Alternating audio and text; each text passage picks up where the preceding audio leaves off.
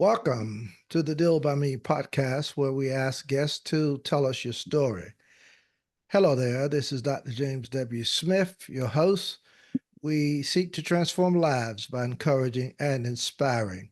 Someone encouraged and inspired this host, a former lawyer, gambler, inmate, and his life was transformed. The same can happen to you. So when you listen to any of the Deal by Me podcast, please support this podcast with a donation or a monthly recurring amount for as little as $3. If you're viewing any of the podcasts on YouTube, please subscribe. To supporters of this podcast, we say thank you. Check out my encouraging, inspiring, and transforming books. I'm available for speaking engagements, in-person and virtual seminars, so please contact me through my website, www.dealbyme.com. I have with me Dr. Fidel Sebahizi, who grew up in a poor African village, living and surviving an ethnically motivated massacre in a United Nations refugee camp. Fidel overcame life obstacles as an immigrant in the United States to achieve the American dream. He became the first immigrant to join and work for the Abilene Police Department in Texas as a police officer. He has multiple degrees, including a Ph.D. in criminal justice. I am very, very pleased to have him come and share with listeners of this podcast. Fidel, would you share with listeners a little bit about yourself and where you've been interviewed from? Yes, sir. Thanks so much for your time. As you said, my name is Fidel Sebahizi. I am from the Democratic Republic of the Congo. I've been interviewed from Abilene, Texas. I've been in the United States since 2007, but in Texas since 2015. So I came here as a political refugee after surviving a massacre or a genocidal killing in a refugee camp in Burundi, that is Central Africa. All right. Thank you so much for sharing that, Fidel. I've had an opportunity to look over your profile and to hear a little bit about you. Very interesting story you have. I'm very impressed with all that you have done as a result of what you have come through, if I may put it that way. And so, in sharing this with us today, I would be curious, and I know listeners of this podcast would be curious to just know the reason you came to the United States. You grew up in a poor African village, uh, living and surviving, an ethnically motivated massacre in a United Nations refugee camp. So I assume that may have had some reason why you decided to come. Can you tell us a little bit about that? Yes, sir. Thank you so much. Unfortunately, I did not, or fortunately, it depends on how you see it. I did not apply to the United States, but it's fortunate because uh, I needed somewhere to be. I needed somewhere safe to be, and pursue my dreams. So I am from an ethnic group in the Democratic Republic of the Congo called the Banyamulenge. Okay. So it's it's a tribe that is very discriminated against in that country, uh, believing that we are not part of the Congolese community or the Congolese population. So it's a long story. It dated back, as far as in 1960s, where we started, or our ancestors started seeing all this discrimination against our Mm-hmm. people. up to now.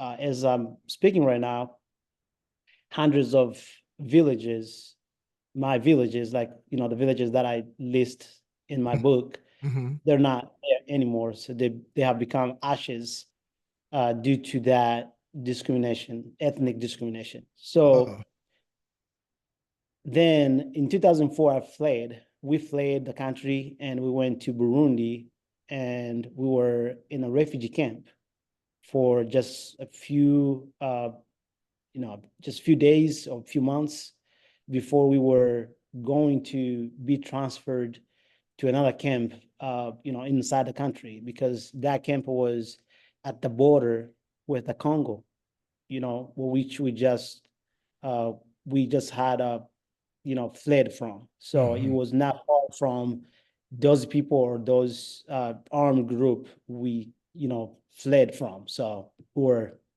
just in close proximity from them. So Okay. what happened was then they attacked us like 2 months later. Mm-hmm. So I am, I'm blessed to be one of the survivors. So we did not apply to come to the United States or to go to any other Western nations. So somebody just, I'm curious who started that process. Oh, wow. This is very, Yeah. very interesting. So you kind of got here, and I'm proud. I'm so thankful that have gotten to where you are. It's just a matter of curiosity and for listeners of this podcast to get a good feel for where you are and how, what brought you to where you are. So that's the reason I'm asking the question. I'm very, very pleased to know that you're doing well and things are where they are, having gone through what you uh, went through. Uh, but I guess my whole point is you didn't go through any kind of what process in order to get into the United States. It was just because of you being in a refugee camp, and somehow this brought you to where you are now. Am I correct about that? No, there was a process. So a Okay. process started like it took about a few months, Okay. probably less than a year, for the process to finish. But we went through a process to be able to come to the United States. Yes. Okay, okay. All right, that's what I'm very interested in. I love where you are. I'll be very honest with you. This your story is just amazing, very compelling. I like Sure. reading it. It was just awesome. It's a reminder of what can happen when you focus and know where you want to go. And I see that in your story. I'm feeling it in your talk. Uh, I've had some really challenging uh, aspects to my life. So I've had to really stay focused and move along uh, and and do what I know I should do to get where I am. So listening to yours and reading what you do is very, very exciting. Um, so I want to know a little bit about your philosophy.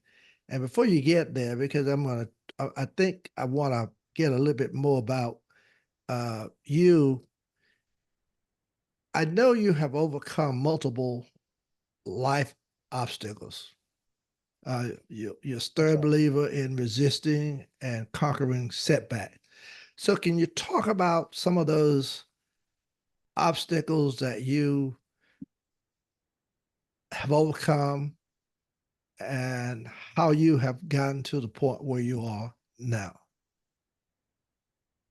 All right. So just going back to where I was born. So I remember telling my daughters, uh, they are American born children. So I told them one day, I was like, oh, you are asking me about a lot of stuff, but I wish you knew where I was from and uh, where I was born and grew up, you know. And then I started telling them the story about uh, growing up with no fridge in the house, with no roads, no vehicles, not even a bicycle. Wow. So they were shocked. They were like, "We can't believe that you grew up with in a house with no TV." I was like, "Yeah, Hmm. that's where I grew up, And just when I look back to those days, those early years, when I didn't have anything, but right now I have a lot of stuff. That's one challenge. I didn't know that I could, leave that environment and find myself in the United States today. So even after I left my village, I grew up in uh, a poor environment. I remember one time my dad had a difficulty getting $2 a month for my school fees, just Mm. $2 a month. Mm. It was hard for him to find it. So imagine, not being able to get $2 for your child to go to school monthly. Even after that point, as I started talking about the refugee camp, being in a refugee camp for 2 months and then get attacked in the middle of in the middle of the night with no support, with no intervention. Like the killers took 2 hours killing with no one trying to stop them. So Mm. they did whatever they wanted, and they left us there. So, but fortunately, we had a lot of people who survived that attack, including myself. So when we came to the United States, I had to deal with the American culture because even starting with the language itself. I remember going to school, to ESL school with my dad in the same class with my dad. Mm. So, learning the English alphabet from A, B, C, D, that that was something I was like, I need to get out of here. I need to, go to school. I need to, try or start talking, speaking in English. I got to survive this environment. This is a new country. This is a new culture. I need to do my best to overcome all these challenges that I can see around me, including the culture. Even right now, today, I still struggle with the American culture because it's not part of my culture, Hmm. you know. So Mm. my children find themselves in between the American culture and my culture. So it's like, where do I go? What do I Okay. do? Well, let me break in for a moment. You keep saying we, so we will entail who? You and who else? When I say we, I mean my people or my other survivors that we came together to the United States or Okay. So Western. were you married then? Did you bring your family with you when you came, or did I you was meet not I, you met your family after you got here? I was not married then, so I was with my dad and mom and my sisters. Okay, So that's what I'm I trying to came with find out. Okay, yes. I got you. Okay, now let me move little further with this because it's a good story and I love it. I love how you have charted this great path, and it reminds me so much. I never have gone through what you've gone through. I became a lawyer, doing very well, but I had a gambling problem, and and just messed totally up. Lost my practice and spent some time confined. But then, I came out and just decided what I had to do, and moving up, got degrees. Remind me of what you've done. So I want to kind of talk about that a little bit. You got to the United States, and you obviously had to struggle with language. I hear you mention that. You struggle with a lot of other things, the culture, what have you, which is all understandable. But you decided that you really need to, kind of get a part of the American culture, go back to school, do all these different things. So, can you talk about that a little bit for listeners of this podcast? Yeah, so I came to the United States with a high school degree. I mean, a high school diploma from the Congo. So and the Congo speaks French. So I went to school in a French or in a French school system. So when I got here, it was a challenge to study English from scratch, like from the bottom up. Uh, so so when we come when and again when I say we, this time I mean like refugees in general. When Okay. refugees come to the United States, they struggle with a lot of stuff, including uh, the language itself, and because they have a lot of struggles, they just a few of them uh, manage to excel and do other stuff like go to school and become you know great people or Hmm. stuff like that. So, but most of the refugees, they stay what I call like on the bottom level. They do, like cleaning jobs, stuff like that. They don't manage to get out of that environment or out of Hmm. that situation. Hmm. So when I got here, I was like, I'm not gonna be one of those refugees. I love. I'm a refugee, but I'm not going to stay there. Hmm. So and when we get here as refugees, we are welcomed by agencies that help us to, get used to the American way of living, stuff like that. So I had my caseworker that wanted me to go to work. I was like, I'm not going to work right now. I have a chance to go to school for free, to study Hmm. English for free, at Hmm. least for 8 months. That was my program. So the program allowed me to go to school for free for 8 months. I was like, I'm not going to waste that time and go to start doing all these cleaning jobs. Then I won't be able to go to school. I won't be Hmm. able to study English. So I was seeing myself somewhere beyond, in those types of jobs. Not that I despise people who do them, but Hmm. I I got you. I needed something better. Hmm. So I fought that battle. I was like, no, I resisted that, caseworker. I was like, man, if if I have to be a bad guy, a bad boy, resisting you, I'm gonna do that. So I did that, and so I was able to finish all levels of ESL that I was supposed to do in San Diego, California. That's where I went for the first time. And after that, I went to college. Okay.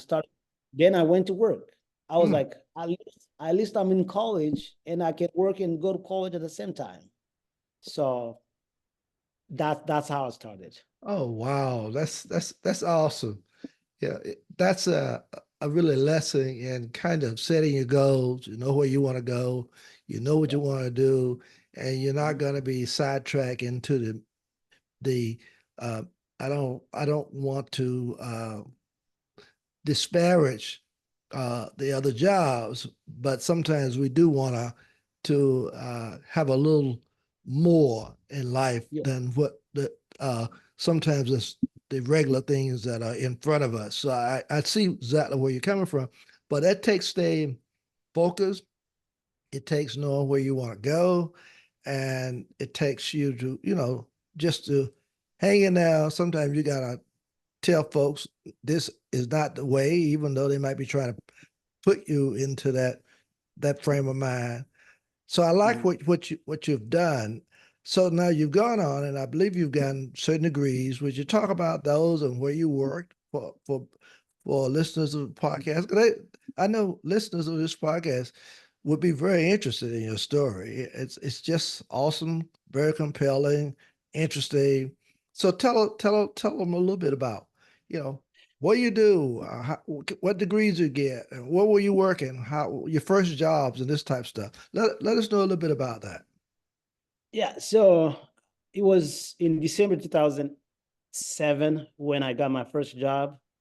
And that Okay. was after I finished all levels of English as a second language classes at uh, Mid City, continuing college campus in San Diego, California. So I went. to San Diego City College from that, campus, and I started taking English classes, mathematics classes. So my first job was working with it was like an environment agency. It's called California Conservation Corps. It's a tough job. So Mhm. we had to spend days, hours on mountains, fixing, uh, carrying sandbags, Mhm. cutting trees, cleaning parks and highways. It was not easy. It was not easy. I remember going back home, at the end of the day, and my mom used to massage me, my Mhm. back because I was tired. Right. And before going back again, the next day at 4 a.m. So, and I was riding a bus. So I was riding three buses to get work. So it was not easy. So I kept, doing my schooling at San Diego City College, and I graduated in 2012 with a chemistry degree at San Diego Mesa College. So, no, it was 2011 when I graduated. Uh, then I started my bachelor's degree.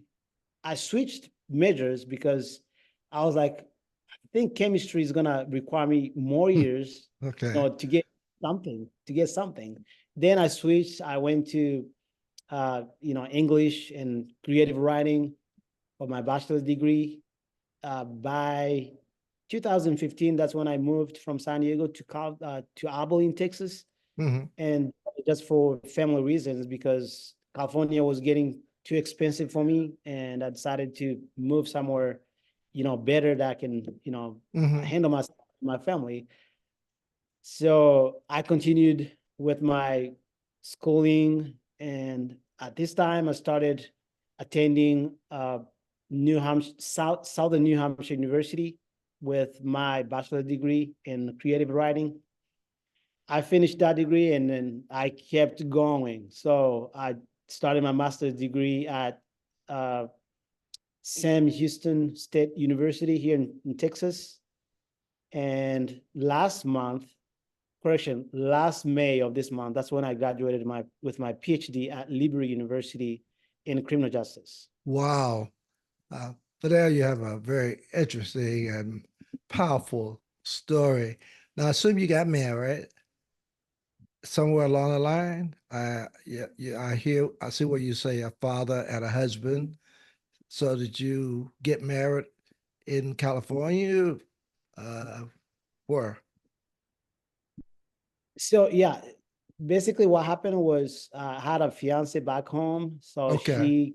she came over in 2010, and we had two kids, two daughters.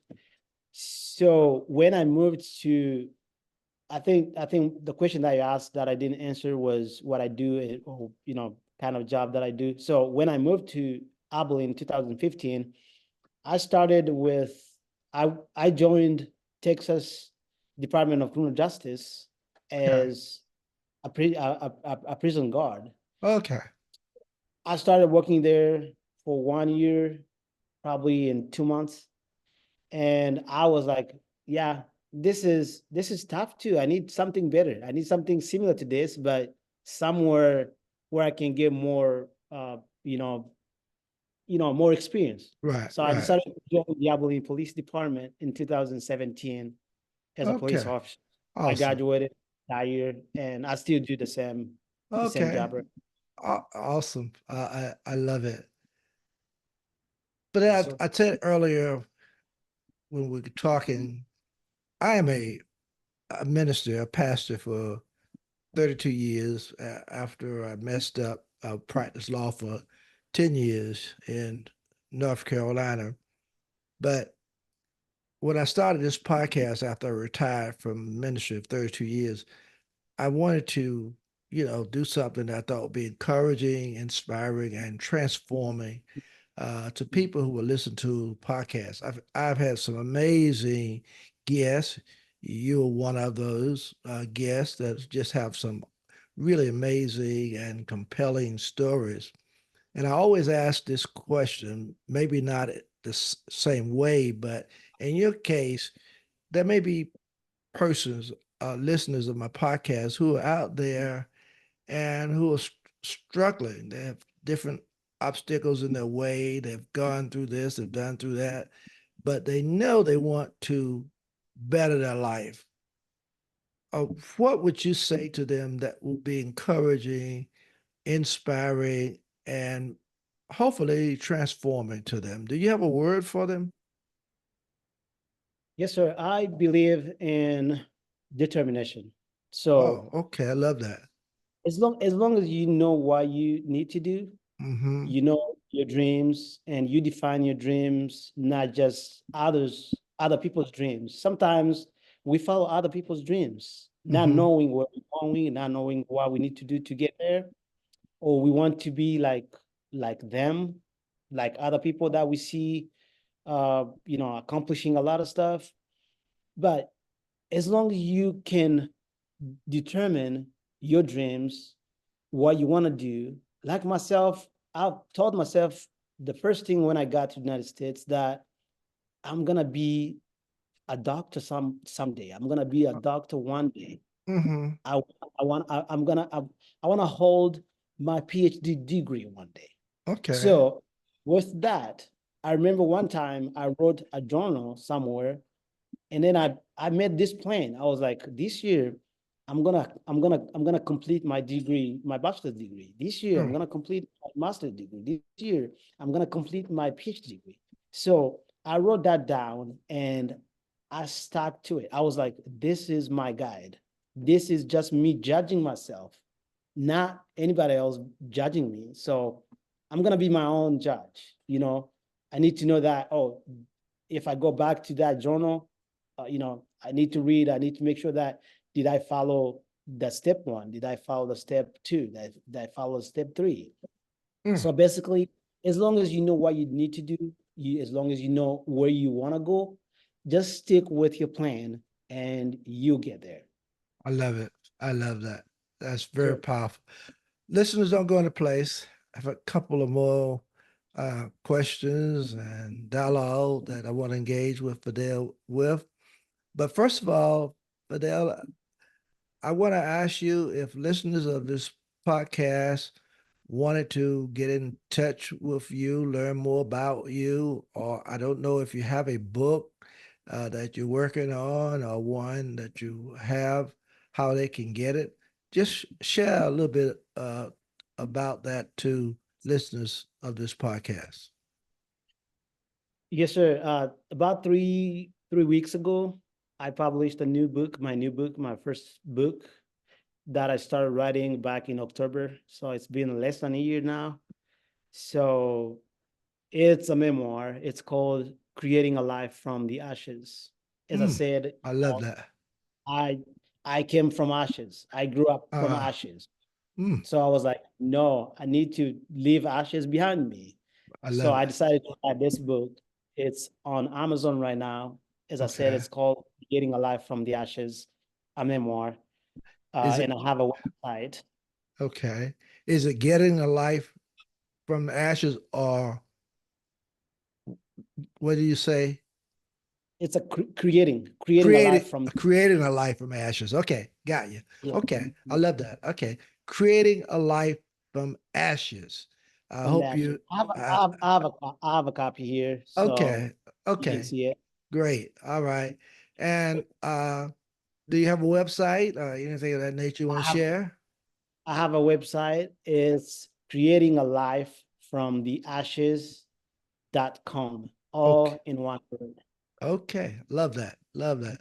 All right, thank you. I know listeners appreciate that, and listeners, you will certain have a great story to uh, absorb, and I know and believe you really would appreciate this book. So, want to encourage you to get it. But now let me dive into a couple more things I want to ask you before we end. As a minister, I read something that was given that you said touched me, and it was you believe that those who fail to realize the existence of God given strength will fail miserably in life. That's powerful. And you also said that you firmly believe that God gives people the strength to go through life struggles successfully. Is there anything in your life, and I know it is, I just want to hear you say it to listen to this podcast, that made you come to that conclusion? I am a strong believer from my birth. Like Mm, growing up, I grew up in a church. My dad is a minister as well. So I'm a strong believer in Jesus Christ. I mm, believe that God gives people strength to accomplish, a lot of stuff in their lives. And my accomplishments, I don't take that credit.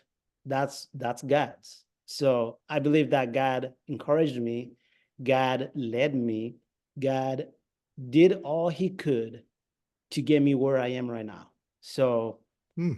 I am all God's uh, living proof I love it. that he exists and he does miracles. I love it. I love it. You are amazing. I love talking to you. This is my last, I guess, comment, statement to you.